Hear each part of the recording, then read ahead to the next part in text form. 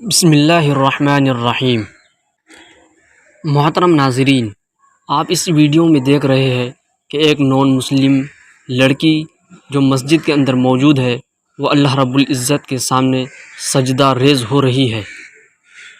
یہ دوسرے دھرم سے تعلق رکھنے والی ہے، لیکن جب اسے باہر سکون نہ ملا اور جب لوگ اسے نماز پڑھتے ہوئے مسجد کے اندر دکھائی دیے تو وہ بھی ان لوگوں کے ساتھ نماز پڑھنے کے لیے مسجد میں داخل ہو گئی۔ محترم ناظرین، ایسی ویڈیوز بہت دیکھی گئی ہے، اس لیے کہ جو غیر مذہب کے لوگ ہوتے ہیں جب انہیں ان کے مذہب میں سکون حاصل نہیں ہوتا ہے تو وہ اسلام کے اندر داخل ہو جاتے ہیں۔ اس لڑکی کو بھی ایسا ہی کچھ پسند آیا اور وہ مسجد میں داخل ہو کر نماز کو پڑھنے لگی۔ حالانکہ اسے نماز پڑھنا نہیں آتی ہے، پھر بھی وہ لوگوں کی نقل کر رہی ہے۔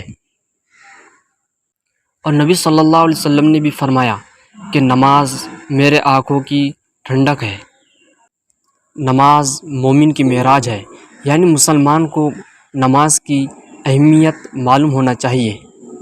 اللہ تعالیٰ نے اس میں بہت زیادہ فائدے رکھے ہیں، اور ایک حدیث میں آیا ہے کہ مسلمان اور مشرک کے درمیان صرف نماز کا فرق ہے۔